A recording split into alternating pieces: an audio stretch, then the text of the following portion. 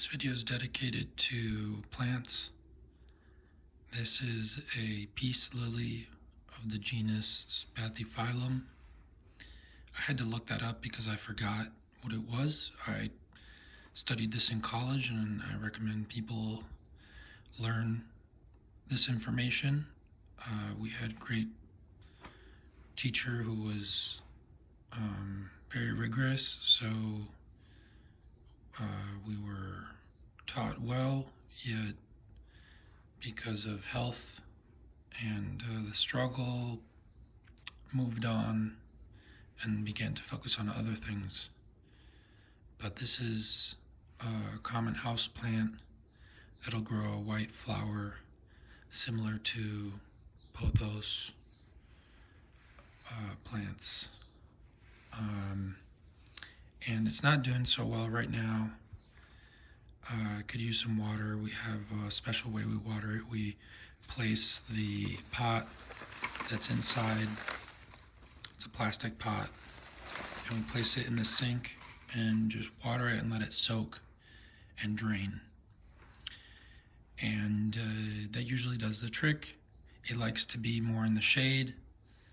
And so this is where it's at. And the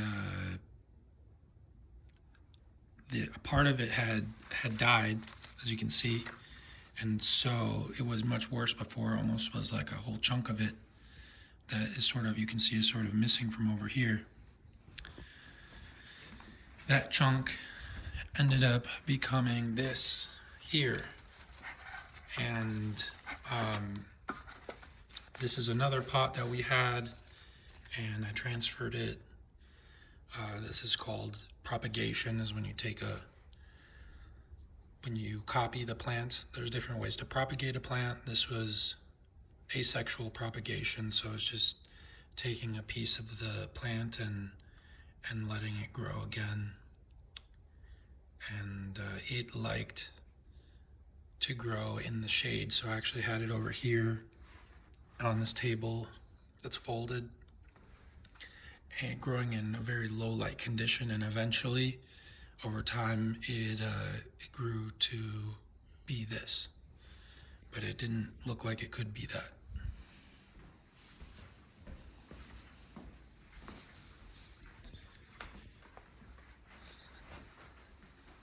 That's one of the skills that I think I have in growing plants is if things don't look optimal, I stick with it, and that helps sometimes, just not giving up. However, I would say I'm not the best plant grower. I'm not the best gardener. I like studying about plants, but it's difficult for me to grow plants. So we have some ones here. This one's from Walmart, and I took a table, took off its legs, put a tarp around it, and that serves as the base. And I forgot the name of this one, but I think it had something to do with coral. It looks very similar to coral, and it's said to be the good for air quality. So it's really low maintenance plant. And so are a lot of these dry plants from arid climates. So we have different ones here. I have a lot of these plants growing in low nutrient conditions. So they're really, it's just like an experiment to see what happens. It's not the most optimal. It's not the most, perfect. But this is the mother of thousand. And I forgot its scientific name. The specific epithet is Diagramontanum or something like that. But yeah, that's see, they propagate really easily, so you can just move them on to the next pot, next container. So this here, I think this could be pothos. Same thing. These propagate easily. And so the way I propagated that is just sort of leaving it in there until I remembered, and lost a lot of material there that I didn't use, but I just left it in there. This is another plant that is, you leave it in the darkness for the winter, and then in the summer, you leave it in the darkness for the summer, and then you bring it out in the winter, and every other year it'll flower. This one here is one we bought for Christmas. It's you see it a lot of times growing. People buy them for Christmas. I forgot the name of it, but it's from Mexico. So, and the leaves get red because of the light, changes in light. But I kept it growing just to keep it alive, and now it's growing in its normal sort of form.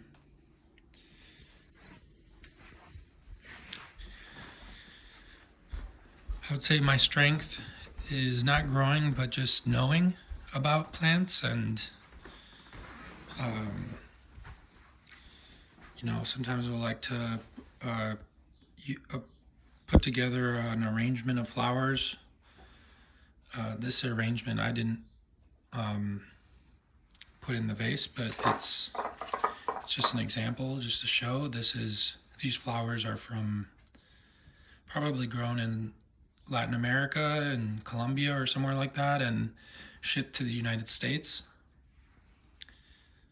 So that gives you an idea of the industry. They're usually localized. There's some inefficiencies, but most of it is just because of the environment.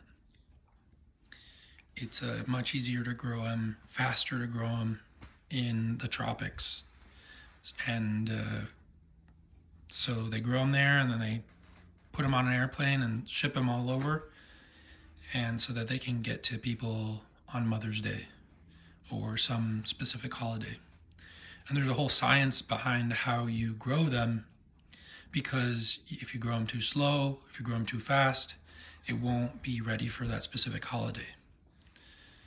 So they could be grown in like Florida or somewhere like that, but once you start getting into the world of tropical plants, of all these things, tropical fruit, you'll see that a lot of the world is really a cold place. And the plants that have these sort of characteristics or grow well in this sort of climate, they really like to be warm, and at least within the borders of what we call the United States. Some of these tropical plants would only grow in southern parts of Florida. So, but those are usually like the rare sort of tropical fruits that you find in the Amazon and things like that. When things aren't growing, you can use them as decorations, and that I learned from my family. Our grandma used to do that in Chile, and that is a nice way to use plants when they're not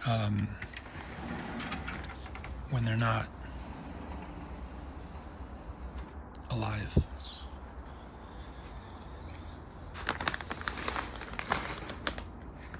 So this is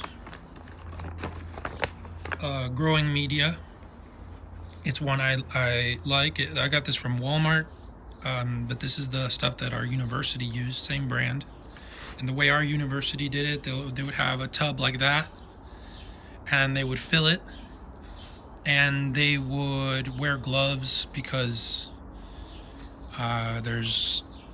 sometimes there's like ingredients in here that are like anti uh, they're called wetting agents, so that the texture of it is good when it gets wet, but it also causes the plant to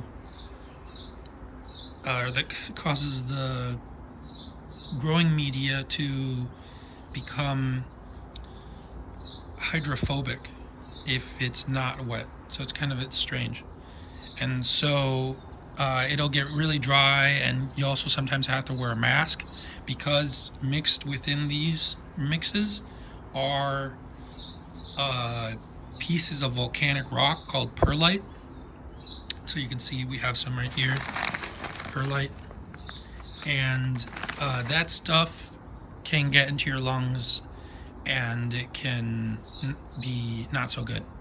So these are examples how we think of like gardening as like utopia or paradise or things like that, but there are some restraints and dangers behind working in this industry, and it's not easy work. I don't do much gardening anymore because of my health. It's really hard for me to do, and so I won't, I don't want to like mislead people to think that this stuff is easy, because I have friends who garden and they work really hard, and it's not doesn't look easy. I don't do that. I wish I could do something like that easily, but I don't. But I can put together some information, and I don't have all the information, so I'm figuring it out still. And so at the university, they would fill something like this up. They would have it covered like that, and they would use it whenever they need to. They'd label it because we have different mixes for different things. The reason why you would have a different mix of materials would be because you'd want a plant to grow, like a cactus, to grow in a medium that's similar to its native soil, or that's conducive for its growth. And so, for example, cacti mixes, which we have here, have a lot of perlite because they need that aeration. They need the roots to have a lot of air, oxygen. When we think about soil, it's really a matrix.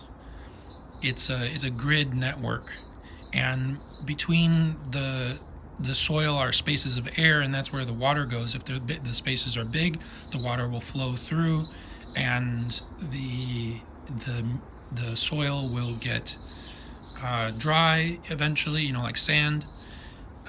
If the spaces are small, then it will stay wet, and that's what happens with clay. Clay actually has really microscopic spaces where the water gets stuck on a molecular level.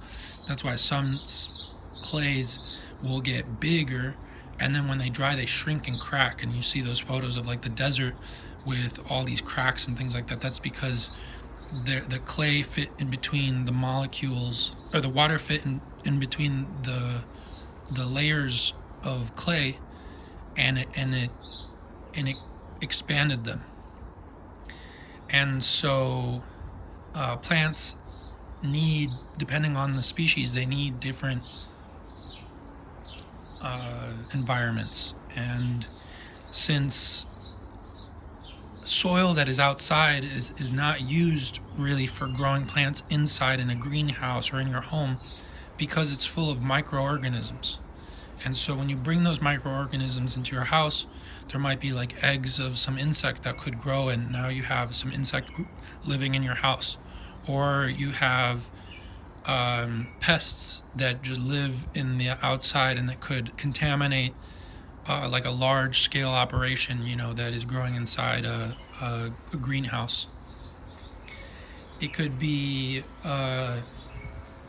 so there's all these different, it's also very dense. And so it's not really useful for growing things the way that we want to grow them.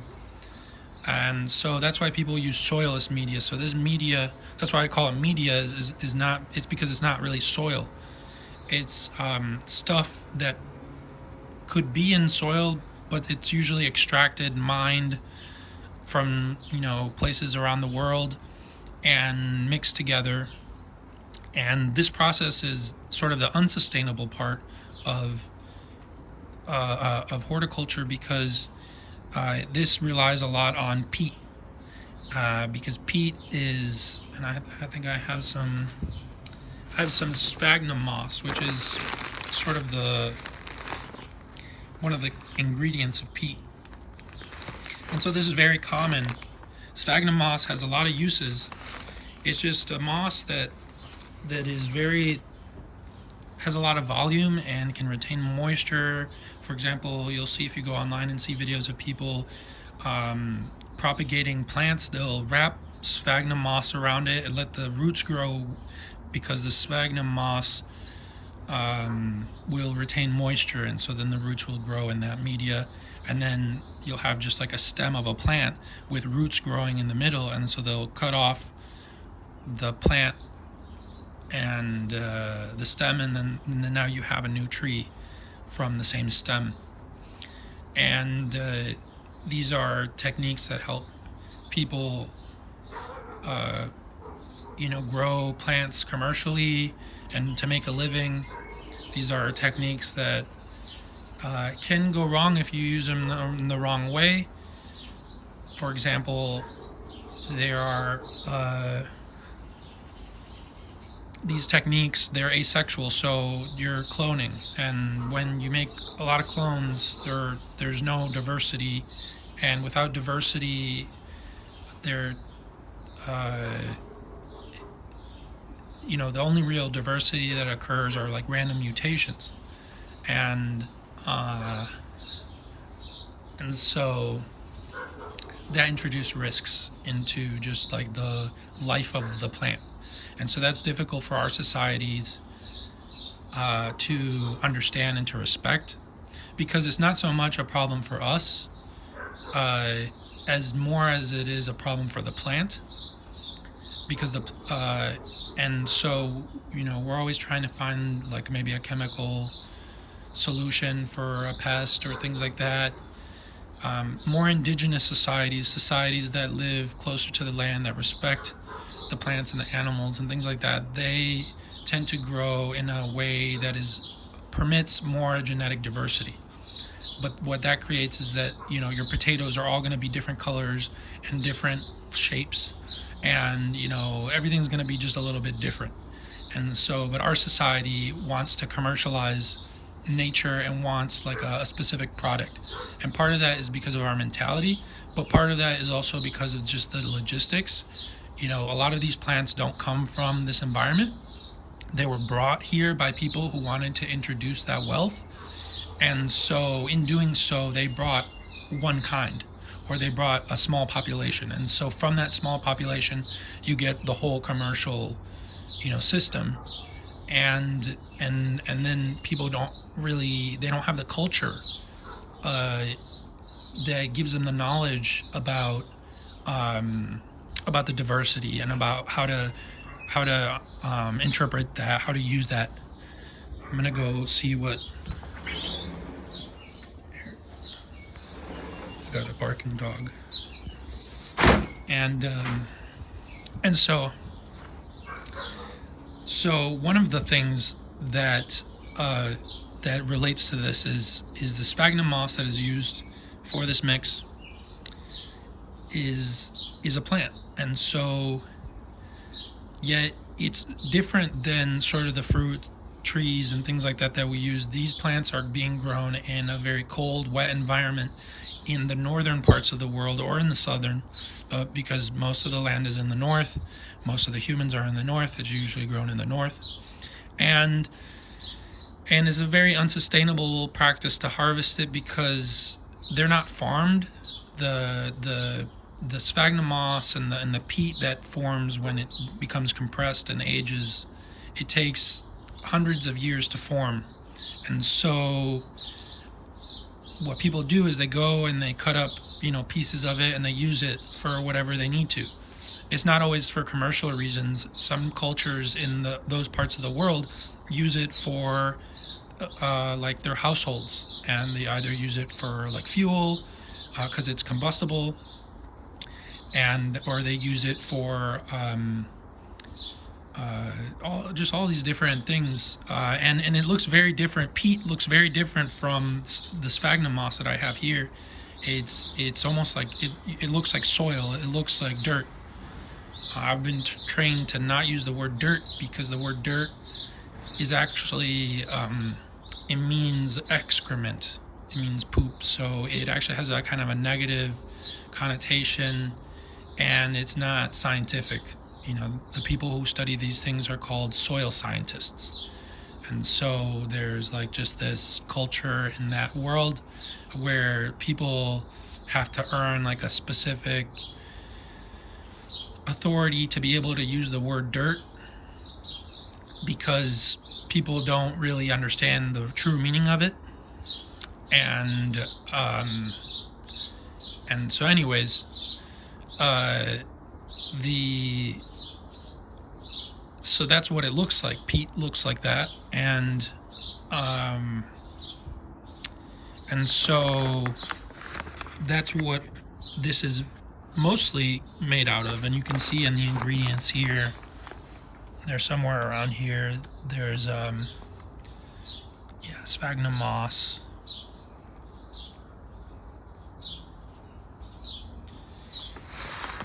Here's peat moss. So they have it. They have core. So core is coconut husk, and so the coconut has like kind of like a hairy exterior to it. It's got perlite, limestone, so a wetting agent, and mycorrhizae. So mycorrhizae, those are fungi that live in the environment, that interact with the plant roots, and they're very important. I think like 90% of plants have some interaction with mycorrhizae. And some of the plants that don't have interactions with them are weedy species. I think garlic mustard, which is a weedy species here in the United States, introduced from Europe because of its culinary uses in Europe by sort of more rural, less wealthy people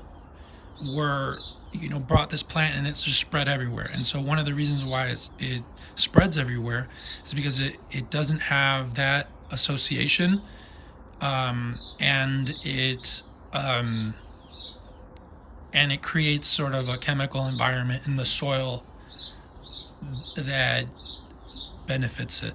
And so when we think about plants, they're really like, I don't know if you've heard, with humans, we have all this bacteria in our gut and all these things. We are like this ecosystem. So same thing with plants. Plants have this ecosystem, and so that ecosystem contributes to the success of plants, and that's why they have that mycorrhizae in there to help that. And so in this world of horticulture, people really care about these things because they're adding these elements, or adding these organisms into a system that is managed by humans. And so because humans don't know everything, we become surprised. And so it becomes a big thing, like mycorrhizae. You have to know about mycorrhizae. Have you tried mycorrhizae with your, and so it becomes like, if you look at like,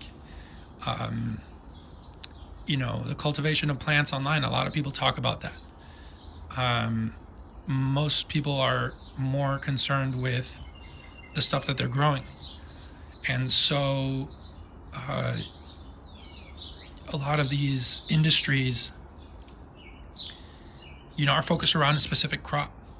So, for example, here in the United States, cannabis, which is an ancient crop in in the old world in Asia that was used for um, all these different reasons was banned here in the United States because of the strict sort of worldview and the problems it caused with the foreign people that wanted to live a certain sort of lifestyle, and that also weren't consuming it and weren't able to deal with its consequences. They had to hide it, and so they started growing it inside. And so a big part of what I see on the internet and things like that about growing plants, you talk to people about growing plants, somehow it's going to be connected to cannabis, unfortunately. And I don't smoke weed anymore. I did before, and I realize now that it has consequences. It's not this benign thing that people say it is, but it is more benign than many other things. And it's not this like alien crazy thing that is like evil.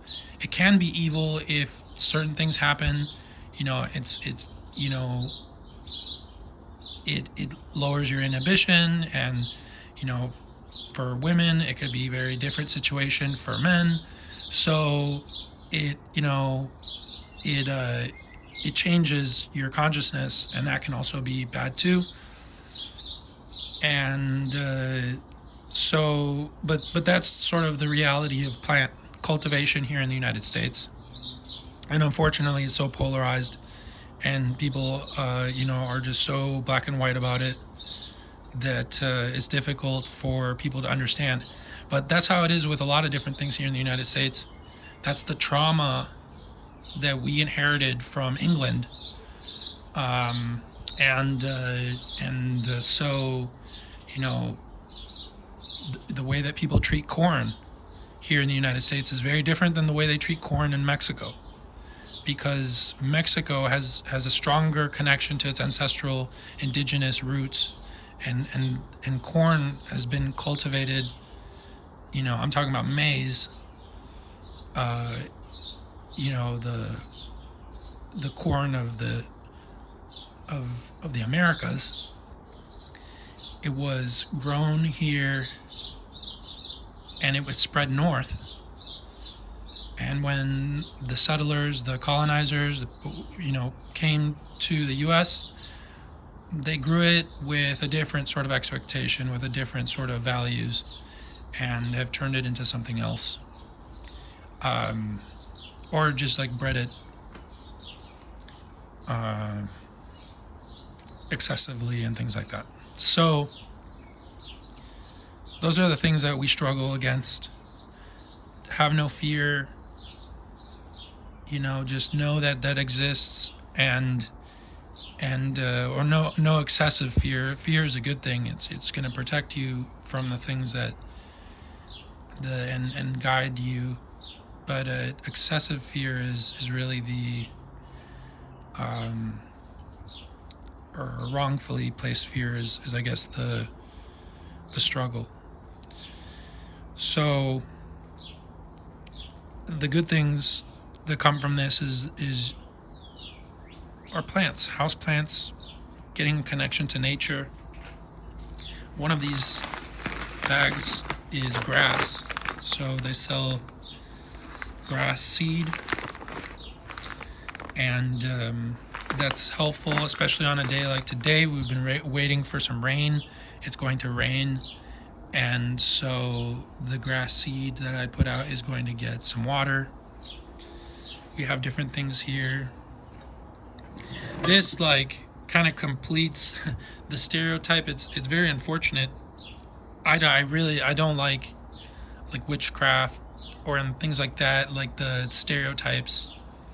But this to me is like the unfortunate principle on this table, because it's a pot that we bought with a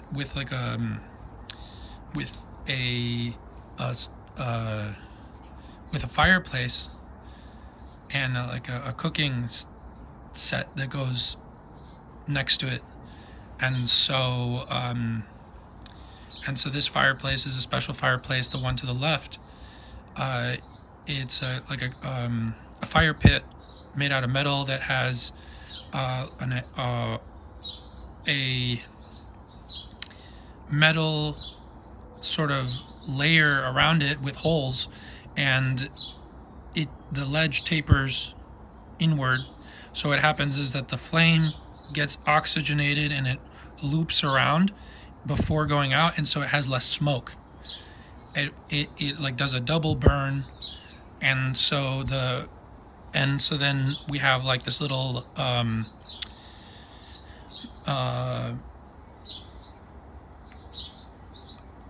thing that you just place next to it, and you can cook stuff on it. It's like a grill essentially, but it's like a metal stand. And then you have grills like that, and grills, you can barbecue something on that. We never really use it in that way. We just use it as a fire pit. So the grill is gone. It's just an open. And so this was bought for that. You could like put a soup in here or something. It's a cast iron. But it looks, it's really a tragedy that this sort of symbolism, this was turned into a symbol for sort of all this like mischievous behavior and just like scary archetypes that we have about people that are based on prejudice, but that also are based on a little bit of truth. And the truth of it is that people with knowledge can be dangerous. And so back in ancient times, you had people with knowledge, and sometimes they did bad things. But most of the times it was just, people accusing each other out of fear, out of prejudice, especially because of beauty standards and things like that. The people who aren't beautiful tend to become the scapegoats for, the bad things, because people just associate that sort of appearance as bad or something like that. And so they mistrust, they fear, and with the spread of religion, it really didn't spread the thing that it was supposed to spread. And Jesus, warned about that, and we have that recorded in the books. Unfortunately, the books are hard to read, so people don't read it. The people, struggle to teach it, and people struggle to receive it. So, we have these archetypes of witches being this bad thing, when the word actually, the word comes from, if you look into the root word, the meaning of the word witch, it's related to the word victim. And so these words were related to something that is holy. And so it also was, a victim was a sacrifice. But the reason why you would sacrifice that particular thing was because it was holy, and it was acceptable to God. And so a witch was a holy person, someone who was related to something holy. And so, but then now it has been transformed into something bad, and people perceive it as something bad. They have thousands of years of history to grab from and portray it as something bad, to be inspired by it, to be something bad, to kind of just have fun and do fun bad things. So it's sort of a way to empower people to, if they feel disenfranchised and things like that. But yeah, so that's my perspective on it. And so what I struggle with is that having that here, maybe if people just look at it at first glance, they think, oh, look at all this witchcraft, because that's sort of the struggle of people who are studying this world and are becoming knowledgeable about it, is that there's other people who are fearful and ignorant, who don't understand. And it takes great strength to be understanding. And so the default is misunderstanding, unfortunately. And so here we have beans. These were in a pod, and so I had to shell these, or like remove them from their pods, and I didn't do that this winter, so I did it this spring. And so what we have here is only a portion of the beans that were grown, because the other ones got moldy, and I'm not even sure if these will grow. We'll see. They should grow. They should be actually maybe even better, because they've been here all winter. They've you know, in a bag like this. So I let them there to dry. The beans that weren't good got thrown in the compost, and that's just the temporary compost. We have bought a one like this, and you don't need all these fancy things, but that's just what we have. And so in there, and this you can spin it, and it aerates it, and it helps give oxygen to the bacteria that decompose it. And so these beans will hopefully go into the garden. I put some out in the garden, but it was difficult to bend down and do all that with the stress, and so we have those there. These are the ones from that are part of my blog post. I wrote a blog post about genetics, and so these are the ones that I have on that blog. These seeds, their origin, these were originally, I think, from like a seed packet, and they grew in a community garden, so they probably hybridized with, different beans that were out there. I'm not really knowledgeable about that process, but generally when you let something just grow in the wild, and if there's things similar to it, the process of sexual reproduction creates a new being every generation. So it's a new, unique organism, and it's just like I'm my parents gave birth to me, and so I'm sort of unique, and in order to prevent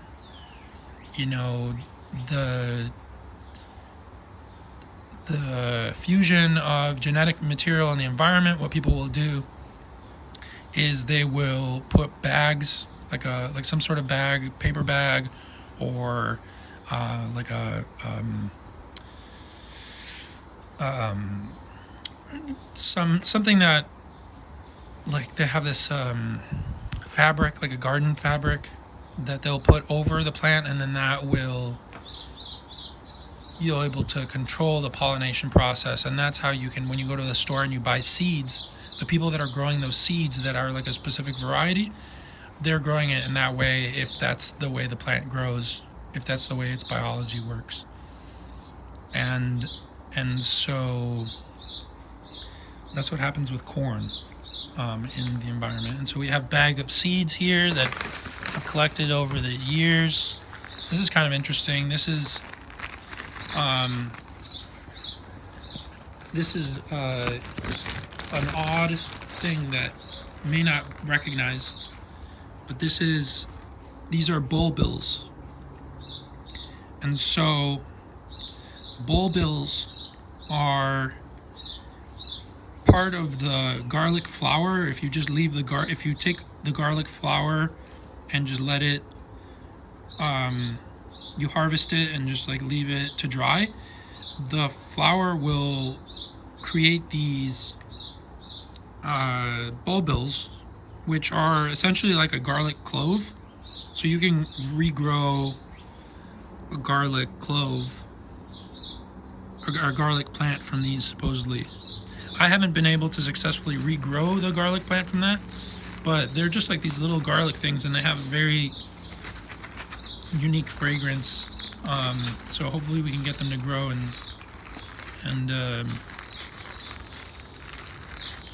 And we have just all these different things. A lot of these things are just like I do them and I forget about them, and so the process is just sort of messy. We have this is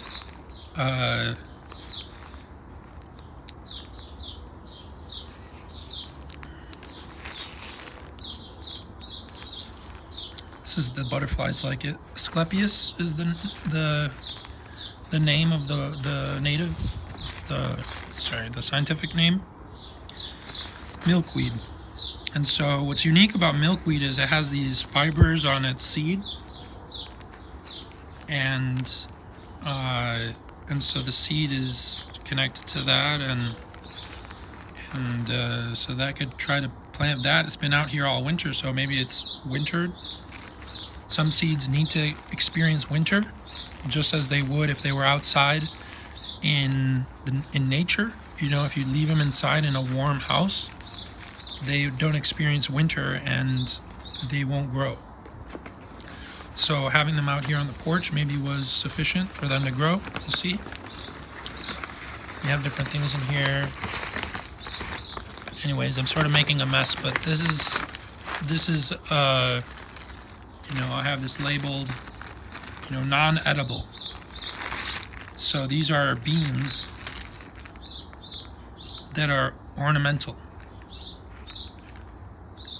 So my question is, are the beans in there, are they hybridized with these? I didn't grow these. I haven't grown these yet. The seed packets are closed. But somebody in the community garden could have grown these, something like this. And so would that impact the edibility of these beans? Beans are one of the more difficult vegetables because a lot of them are actually poisonous if you don't cook them. And so, and some are poisonous when you cook them. So you have to really know what you're doing, and that's why I'm kind of scared of them. I haven't cooked them. I haven't used them. I'm just like growing them, and you know, because one of the benefits of beans is that they have a relationship with bacteria in the soil, which helps the soil, and it changes the quality of the soil. These are things that George Washington Carver would study, and so legumes, peanuts have this quality, and beans can improve the soil if you grow them year after year, and so it's also just kind of nice to have something growing, to just say like I'm growing something, because it's difficult for me to grow, and it's just very easy to see these grow. However, these have to wait, you know, it might not be warm enough yet, because the soil has to be kind of warm before I can get these into the ground. Peas, on the other hand, peas will grow when the soil is cold. So even though everything in the forest is growing right now, there's not a lot of things that I can grow right now, or I could have grown to be as mature as what I'm looking at right now, which is one of the kind of crazy things, is everything that you see right now started growing before I could have planted anything in the ground. And so at least any of the crops that we eat, there could be some exceptions and things like that, but that's kind of one of the unique things about just like the wild plants, is that they just grow. They start growing. They're used to this climate. A lot of the crops we eat, they're actually from the warmer climates. They're not from this climate. What plants the Native Americans ate, you know, you can get into that, but I don't really trust those things, because really plants are not the most optimal form of nutrition in these sorts of climates. So you look at the diets and the life ways of the native people, they are, you know, and native means living here for thousands of years, you know, close to the land. They have names for the plants and the animals, and for all these different things that we don't, because we're not from here. Same thing in Europe, you know, but Europe inherited, you know, the sort of agricultural rural and urban, later urban culture from like Rome and Greece and Kemet and all these places. So, they've also changed, but people, have knowledge of nature, and that knowledge is what really makes the people indigenous. And if you look at a lot of the people who are indigenous to these parts of the world, their diets were or are mostly meat. But plants are essential for a healthy diet. So even in the tropics, you have that too. In fact, the Quran is really cool because the Quran talks about this sort of phenomena. It talks about eating meat, and meat in the Quran is it's called, the word that they use for it, it literally means the pleasant thing or the good thing. So it's very interesting how many cultures around the world have this sort of strong connection with animals. And one of the problems with the Israelites was that they had this idea of God being invisible, God being one, and people were worshiping a cow.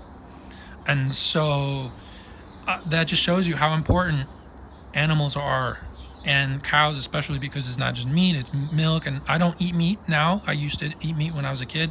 I grew up off of meat. I sometimes I want to eat meat, but because of health reasons, I'm choosing to not eat meat. And so I have a specific diet to try to eat differently, but maybe that's not the best diet. Who knows? We'll have to figure that out. And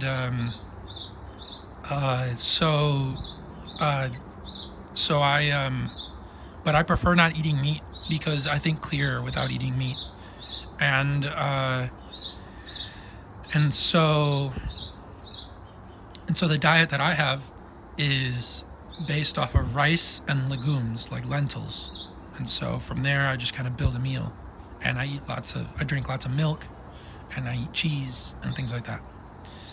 And the native people here, they would hunt deer, and eat meat from animals, and they would also harvest rice, so the rice is similar. It's a different type of rice, but they would harvest the rice from the lakes. It's called wild rice. And so they would have plants, that they could eat like a little bit of to introduce some sort of nutrition. And you have like plants that you would eat if you're starving. So if you haven't found an animal, if you're starving, someone in the community could figure something out to like just put something in somebody's belly. And so a lot of times, what the things that you hear on the internet about like you can eat this plant and you can eat that plant, they're not plants that really sustain people. They're plants that people ate because they had to survive, or because they had them on the side or something like that. The sort of plants that people eat to survive in cultures like those in India, where they eat a vegetarian diet, they're eating plants with a full protein profile. They're eating plants like soy, or like in Asia, in East Asia, they eat a lot of soy because soy has the full protein profile. They're eating plants in Mexico and the Americas, like amaranth, which have the full protein profile, and they have or at least sufficient enough to synthesize proteins in the body. It's the amino acids are the building blocks of proteins. And so these soy and amaranth are two examples of plants with crops that we eat, that we grow and cultivate, that have enough amino acids for our body to then use those to build a protein. So that's enough for survival. It's not enough for optimal living, but it's enough for survival. And because for optimal living you need nutrients, and so you need a diverse diet, and exercise and things like that increase the calorie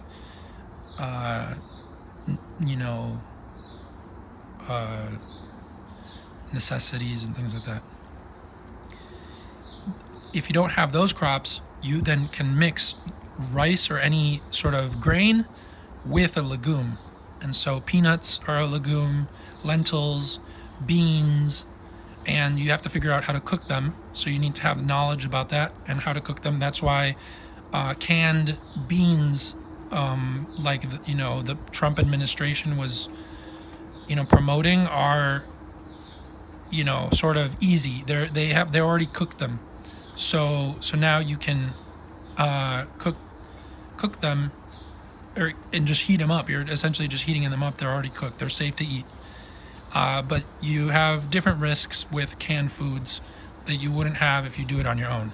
The reason why this is all very difficult for people nowadays is because we don't have an economy and a system that really allows people to stay at home and to do this. And so, or a culture. So I stay at home. I help my parents cook. I help people, wash dishes, and they allow me to do that because they respect that.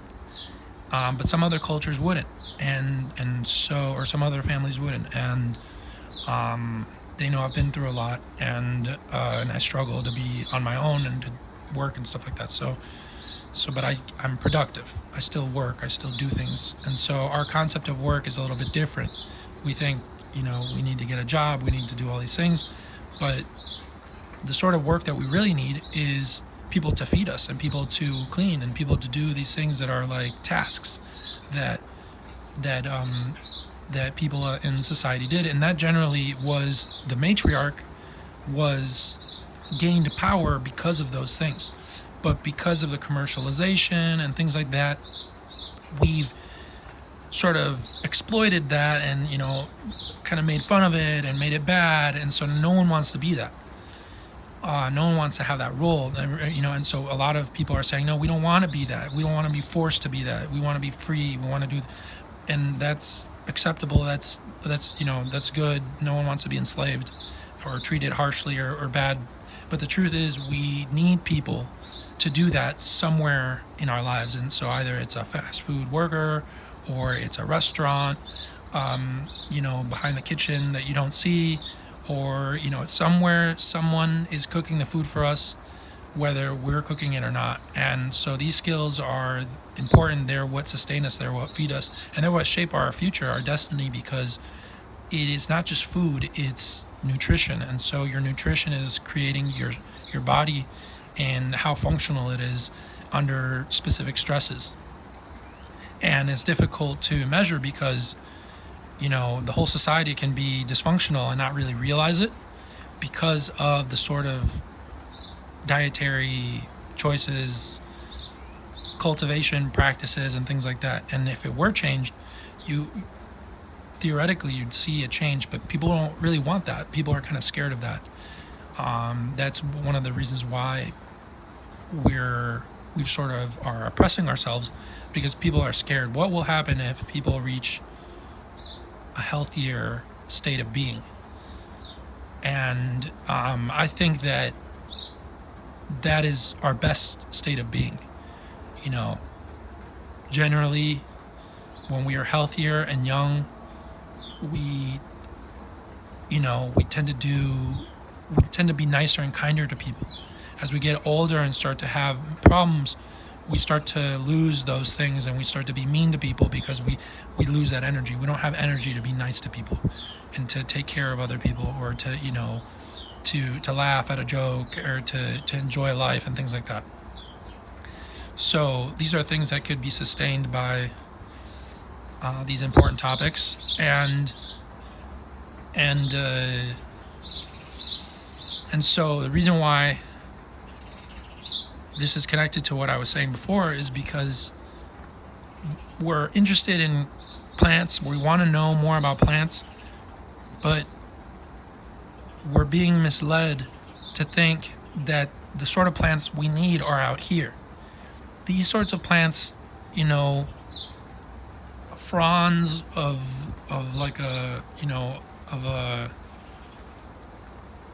of an ostrich fern or something like that, you could prepare it when it's immature, and you could eat a couple because you don't want to eat too many because it has the oxalate crystals that damage your throat and your stomach and all these things. Like there's a whole thing that people can do, but people talk about it and it can mislead you because this is not really food. It's just something that somebody figured out that they could eat, but it's really difficult to eat and it's dangerous to eat. And and and so people are misled to think that that's the best way, when the best way is right in front of us. It's the system we have. It's just not optimized, so it's not attractive. So the system being the foods that we already eat just every day are some of our the things that we see in the grocery store. Those are the things the humans have been eating and surviving from and thriving from. So we have different ways to cultivate plants. We have different ways to think about plants. We have plants that just grow wild. And the benefit of plants growing wild like this is that they're providing oxygen, they're providing shade, they're providing wildlife, they're increasing the quality of life. People who are wealthy tend to live near forests. And this is not something that you can buy because it takes time to grow this forest. This house was built next to this forest, so this is part of the property price, and it's something that you can't really quantify because you could find a house that's similar price, but is it going to have the same ecological services? If you could find a house that's the same cost, could you? If it doesn't have a forest, it doesn't have the benefits. It doesn't have the oxygenation, the shade that it provides during the summer, the privacy, the enjoyment of hearing birds in the morning, of waking you up so that you can wake up without an alarm clock, of just being around nature and knowledgeable about nature, and connected to life on Earth.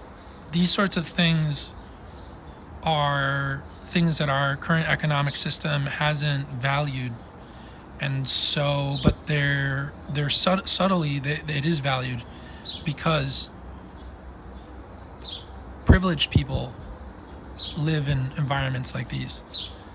And so my hope is to not hide it, not make it like a secret thing that is special and can only be accessible by a few people, but try to democratize it and to study it and publish it through the internet, which is this great tool that we have to be able to communicate, and we're at that stage of our history where we can do that, and it's so unfortunate that we haven't had that.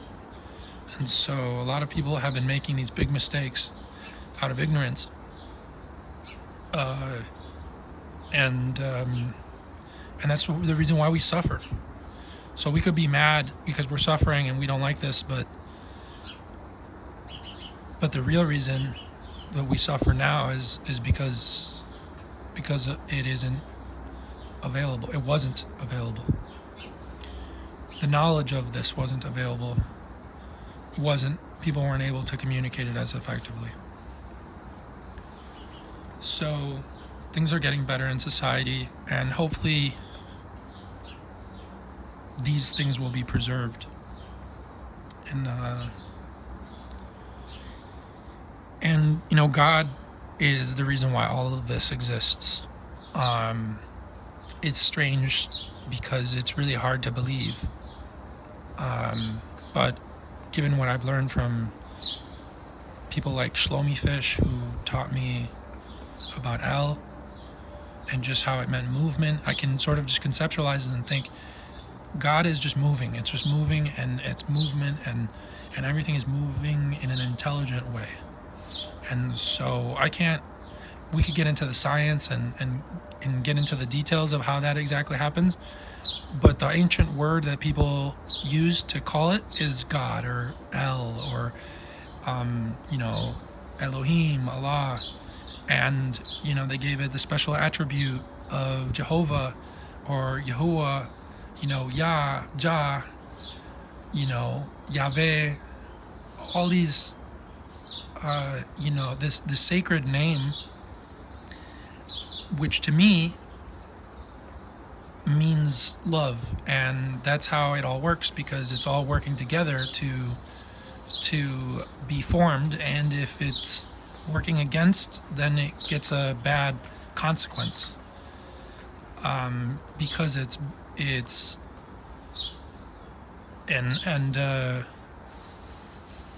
and that's what Professor Israel Knoll teaches. He teaches that the Yahuwah is a word for Arabic, it's a word in Arabic for love.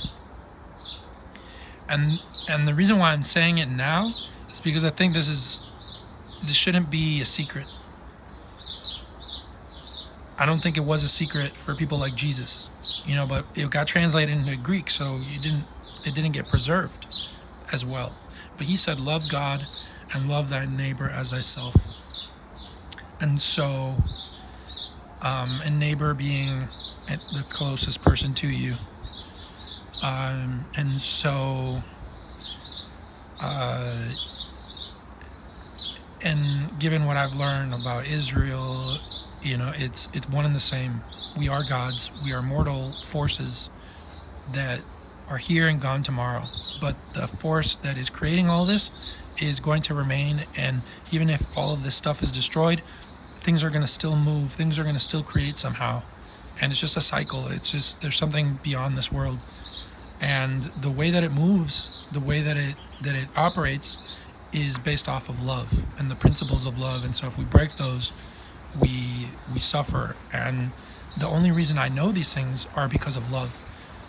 I know it because of friends who, and love is like a platonic thing. We love, say we love you, bro.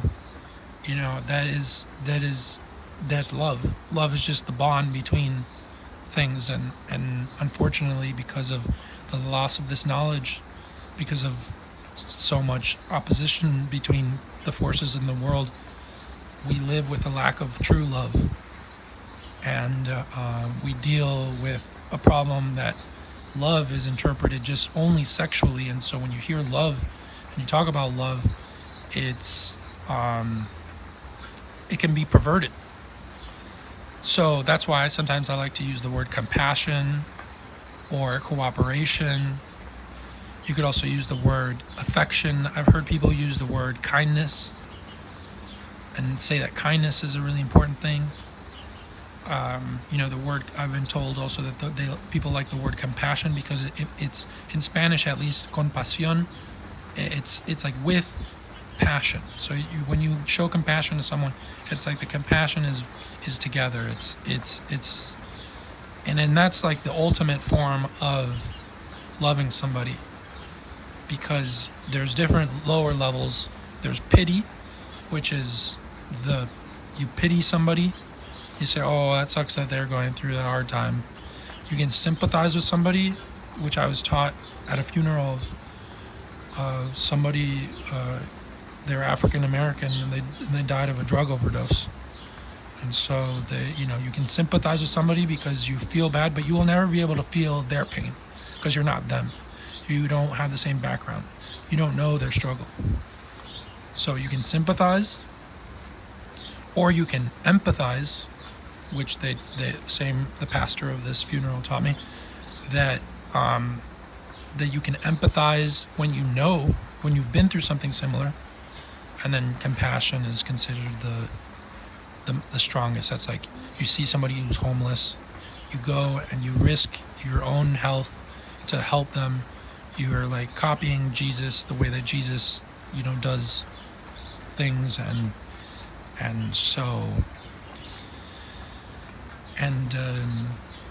that all requires like emotional intelligence and so whatnot. But all these concepts are important because we can't have this if we don't have those values. We can't separate them. And so it becomes really difficult because the scientific world that is in love with all this is saying, no, we hate religion, it's so stupid, whatever. But religion was originally created to describe how this all works and how to preserve it. And it's not the perfect system, in my opinion, but it's the system we inherited, and it's very strong. It's keeping people together, even though these institutions have a lot of flaws. They also have a lot of merit. And you see some of the people in them. They're some of the smartest people. They're some of the healthiest people. They might not have all the plants. They might not have all of the natural knowledge, but you know, their body is like a temple. They've created a social system to live most optimally in some way. Maybe not. Maybe they need a little bit more of this. Maybe I'm contributing to a better life. But that's the problem, is that life doesn't just generate itself in the way that we expect it to. It sometimes we get sick, things don't work together, people can't coordinate and create the things we want. So not everyone is an independent mind, and not everyone has the same information. So we have to face the reality that we might lose the things we love, and but just have hope that God is eternal, and so that and we are that, we're connected to that, we're from that.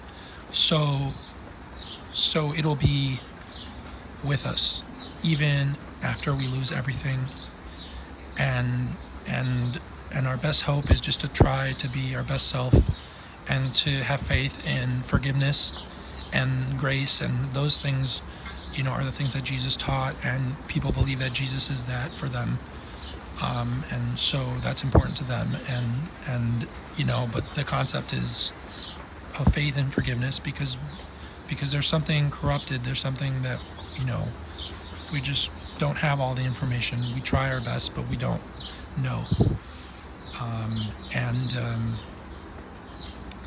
And so at the end of all this, it'll just be, it just is. And so I hope that is like a hopeful message to keep us inspired, to keep us willing to learn, and to not fear about the loss, to not fear about the failure, and the excessive shame that it could cause, but to keep us going forward, and keep us moving, keep us learning and interacting with this thing and sustaining, because the benefit of this is not some pipe dream, it's not some goofy thing that some hippie says. It's when we think about our society, we think about the benefit of a hospital, we think about the benefit of a water sanitation plant. A forest is creating ecological services that could potentially benefit us in a similar manner. For example, it could stabilize the floor if there is karst topography and there's a risk of a sinkhole or something like that. Or it could help purify the air. Or given proper forest management, it could provide wood. That tree looks like it could go, or that tree, but not all of them. And then you go from one end to the other, you figure out which ones, and you use them in a respectful way, knowing that this took a really long time, this is really precious, maybe more precious than money. So you treat it differently, and the people who do that, the people who can do that, they have something really special, and I really admire that. And that's what I'm working towards. I wish to have that sort of care about myself and about the things that I produce. Right now I'm producing a lot of things that are just like, I'm trying to get it out there because I feel this oppositional force in my life that's telling me that I'm dying or I'm sick, and I need to just get all the information out, even if it's not perfect, hoping that someone like me will be able to sift through all the craziness and find the truth of it, as I try to do with other sources which people ignore and criticize. So hopefully you can do that, and hope it all goes well. May God protect and sustain you. May God guide you to the truth of it.